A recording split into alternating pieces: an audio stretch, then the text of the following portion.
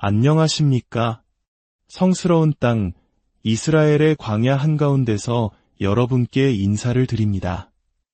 이곳은 현대 이스라엘의 건국을 이끈 지도자가 잠들어 있는 곳이기도 하지만 그보다 더 깊은 영적인 평화가 감도는 곳입니다.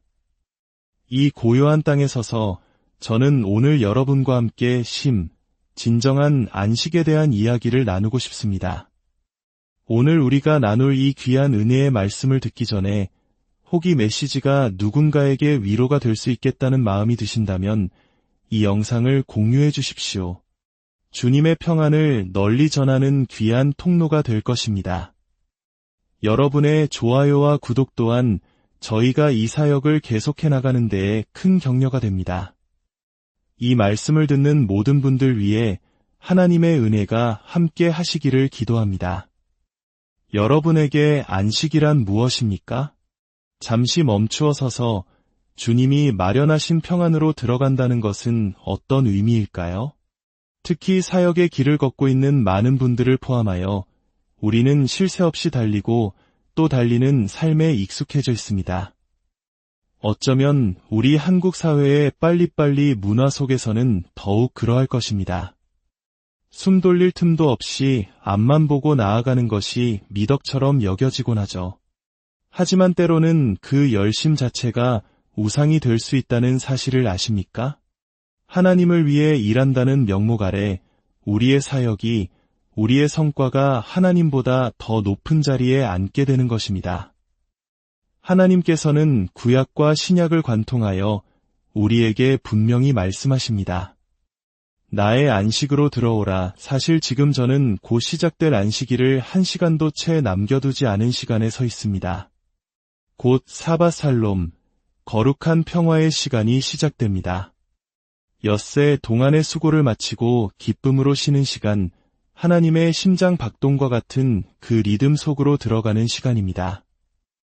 우리 믿는 자들은 바로 이 하나님의 리듬에 발을 맞추어야 합니다. 때로 우리는 교만해집니다. 제 자신의 이야기를 해보겠습니다. 과거에 저와 제 남편은 휴가도 없이 하루 18시간씩 일하고 잠은 서너 시간밖에 자지 않으면서 그것이 매우 거룩하고 능력 있는 삶이라고 착각했습니다. 특히 가난하고 소외된 이들을 돕는 사역을 할 때면 우리는 쉴 자격이 없다고 스스로를 채찍질했죠. 하지만 그것은 하나님의 마음의 리듬에서 완전히 벗어난 문자 그대로 엇박자의 삶이었습니다. 오늘 저는 제 개인적인 여정을 통해 어떻게 참된 안식을 배우게 되었는지, 어떻게 하나님의 심장 박동을 다시 느끼게 되었는지를 나누고 싶습니다. 어쩌면 제 이야기가 여러분이 극심한 질병이나 완전한 번아웃과 같은 고통스러운 과정을 겪지 않고도 주님의 안식으로 들어가는데 작은 도움이 될 수 있을지도 모르겠습니다. 먼저 신약 성경 히브리서의 말씀을 함께 보겠습니다. 4장 1절은 이렇게 시작합니다. 그러므로 우리는 두려워할지니 그의 안식에 들어갈 약속이 남아있을지라도 너희 중에는 혹 이르지 못할 자가 있을까 함이라. 두려워하라는 말씀이 조금은 부담스럽게 들릴 수도 있겠습니다. 하지만 이것은 하나님을 향한 거룩한 경외심을 의미합니다. 우리에게 안식에 들어갈 약속이 주어졌음에도 불구하고 혹여나 그 축복을 놓치게 될까 경계하라는 사랑의 권고입니다. 혹시 안식에 이르지 못하고 실패한 것 같은 기분을 느껴본 적 있으십니까? 저는 수없이 많았습니다. 하지만 하나님의 은혜로 저는 지금 쉬는 법을 배우고 있습니다. 그리고 여러분을 그 하나님의 리듬, 즉 쉬고, 달리고, 흘려보내는 거룩한 순환 속으로 초대하고 싶습니다.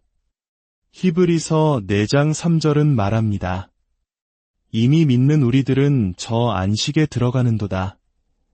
그렇습니다. 매주 안식으로 들어가는 것은 믿음과 깊은 관련이 있습니다. 그것은 모든 것을 잠시 멈출 만큼 하나님을 신뢰한다는 뜻입니다. 이 세상이 나를 중심으로 돌아가지 않는다는 것을, 사실 이 모든 것이 나의 능력이 아니라 전적인 그분의 은혜임을 인정하는 행위입니다. 유대인들의 안식일 식사에는 아주 특별한 전통이 있습니다. 축복을 담은 포도주나 주스를 잔에 따를 때 일부러 잔이 넘쳐 흘러 받침 접시까지 가득 채우도록 붓습니다. 처음 그 광경을 보았을 때 저는 일부러 흘리는 걸까 하고 위아했습니다. 그때 그들이 설명해 주었습니다. 우리는 이렇게 넘쳐 흐르는 것으로 손님을 대접합니다. 사랑하는 여러분, 만약 여러분의 영혼이 완전히 소진되고 메말라 있다면 어떻게 다른 이에게 사랑과 친절과 인내를 전할 수 있겠습니까? 쉬지 않고 자신을 몰아붙이며 가진 모든 것을 쏟아붓는 것이 멋있어 보일지 몰라도 그것은 우리 자신을 위한 산소 마스크를 쓰는 것을 잊는 것과 같습니다. 다른 이에게 예수님의 사랑을 전하기 전에 먼저 내 자신이 그분과의 깊고 친밀한 교제를 통해 채워져야만 합니다. 사역의 핵심은 단순히 그분을 전하는 행위를 넘어 그분 안에 거하고 그분 안에서 사랑하며 그분 안에서 쉬는 것입니다. 손님에게 대접하는 것은 바로 그 넘쳐 흐르는 은혜여야 합니다. 저는 지난 40년 넘게 이 영광스러운 복음을 전해왔습니다. 만약 제가 이 긴 시간 동안 기쁨을 잃지 않을 수 있었다면 그것은 제가 쉼의 비밀을 조금이나마 깨달았기 때문입니다. 이제 곧 24시간의 온전한 쉼이 저에게 주어집니다.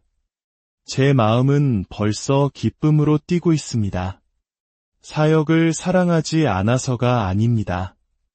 사람들과 함께하는 것을 싫어해서도 아닙니다. 하지만 오롯이 주님과만 함께하며 그분의 음성을 듣고 그분과 동행하는 그 시간을 통해 저는 세상 모든 염려가 사라지는 기쁨을 맛봅니다. 히브리서 4장 7절은 다윗을 통해 이렇게 말씀합니다. 오늘 너희가 그의 음성을 듣거든 너희 마음을 완고하게 하지 말라. 여러분, 오늘 주님께서 여러분에게 쉬어라 말씀하신다면 마음을 닫지 마십시오. 많은 사람들이 하나님보다 자신이 더 강하고 지혜롭다고 착각하며 살아갑니다. 내가 쉬지 않고 달려야 세상을 변화시킬 수 있다고 믿으며 가족과의 시간도 자신의 건강도 뒤로 한 채 스스로를 순교자처럼 포장합니다. 그것은 온 우주를 창조하시고 엿새 동안 일하신 뒤 7째 날에 쉬셨던 하나님보다 내가 더 낫다고 말하는 교만의 극치입니다. 저 역시 그런 교만에 빠져 있었습니다. 그러던 어느 날 저는 문자 그대로 죽어가고 있었습니다. 병원에 31일간 입원해 있었습니다. 제 살을 파고드는 무서운 괴사성 근막염이라는 진단을 받았습니다. 온갖 항생제를 투여했지만 아무 소용이 없었고 의사들은 제 다리를 절단해야 할지도 모른다고 했습니다. 결국 감염이 너무 심해 수술조차 불가능한 상황에 이르렀습니다. 저는 끔찍한 고통 속에서 주님께서 스가랴서를 읽으라는 마음을 주시는 것을 느꼈습니다. 스가랴서에는 하나님께서 더러운 옷을 벗기시고 정결한 새 옷으로 갈아입히시며 우리의 생각을 새롭게 하시는 말씀이 나옵니다. 저에게 필요한 새로운 생각은 바로 그리스도의 마음을 갖는 것이었습니다. 그것은 바로 십자가 위에서 예수님이 외치신 다 이루었다는 선포, 즉 사바살롬의 정신이었습니다. 모든 것이 나의 노력과 행위로 완성되는 것이 아니라 오직 그분 안에서 이미 완성되었다는 믿음입니다. 의사들은 마침내 제게 가족들에게 작별 인사를 준비하라고 말했습니다. 하지만 제게는 캐나다에서의 집회 초청이 하나 남아 있었습니다. 다른 모든 일정은 취소했지만 이상하게 그 초청만은 취소하고 싶지 않았습니다. 저는 병원에서 스스로 퇴원 수속을 받고 팔에 꽂혀있던 링거를 뽑아버렸습니다. 남편의 도움으로 겨우 비행기에 올랐습니다. 캐나다에 도착했을 때 제 몸은 최악의 상태였습니다. 얼굴은 초록색으로 변해 있었고 온몸의 상처에서는 진물이 흘러나왔습니다. 주최 측은 제게 쉬어도 된다고 설교하지 않아도 된다고 간곡히 말했습니다. 하지만 제 안에는 강단에 서야만 한다는 강한 확신이 있었습니다. 저는 담요를 덮고 의자 앞바닥에 누워있다가 제 차례가 되자 말 그대로 강단을 향해 기어 올라갔습니다. 너무나 고통스럽고 탈진하여 제 힘으로는 도저히 설 수가 없었기 때문입니다. 강단을 붙잡고 겨우 몸을 일으켜 섰습니다.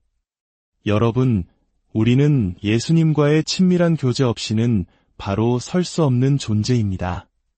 그분 안에 거하지 않으면 우리는 꺾여버린 나뭇가지처럼 아무런 생명력도 이어갈 수 없습니다. 그리고 진정한 친밀함은 심을 이해할 때, 하나님을 신뢰함으로 모든 것을 멈출 수 있을 때 비로소 시작됩니다. 그렇게 강단을 붙잡고 서 있던 바로 그 순간이었습니다. 저는 결코 잊을 수 없습니다. 뜨거운 불길 같은 것이 제 머리부터 발끝까지 3번 휩쓸고 지나갔습니다. 그리고 3번째 불길이 지나갔을 때 저는 그 자리에서 즉시 완전히 기적적으로 치유되었습니다. 할렐루야! 너무나 기뻐서 저는 춤을 추기 시작했습니다. 제 치유 자체가 그날의 메시지였습니다. 하나님께서는 불가능을 가능케 하시는 분입니다. 그분은 우리의 연약함을 고치시는 분입니다. 그분은 우리의 불신을 치유하시고 그분 안에서 참된 안식을 누릴 수 있다는 것을 깨닫게 하기를 원하십니다. 여러분, 혹시 잠든 아기나 손주를 사랑스럽게 바라본 적이 있으십니까? 아이는 아무것도 생산해내지 않습니다. 좋은 성적을 받는 것도 운동을 잘하는 것도 아닙니다. 그저 평화롭게 숨쉬며 잠들어 있을 뿐입니다. 그런데 왜 부모의 마음은 그 모습에 그토록 큰 기쁨과 감동을 느낄까요? 아이가 쉬고 있기 때문입니다. 평안하기 때문입니다. 저는 우리 아버지, 하나님께서도 당신의 자녀들이 쉬는 모습을 보며 기뻐하신다고 믿습니다. 갓 젖을 땐 아이가 어머니의 품에 안겨 평온을 누리듯 우리가 모든 염려와 수고의 짐을 내려놓고 그분 품에 안겨실 때 아버지는 가장 기뻐하십니다. 하나님은 하나님이시고 나는 그분의 자녀일 뿐이다.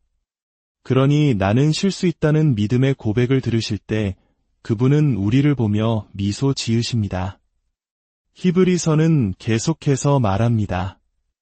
그러므로 저 안식에 들어가기를 힘쓸지니 우리가 유일하게 힘써야 할 것이 있다면 그것은 바로 주님의 안식 안으로 들어가기 위해 노력하는 것입니다.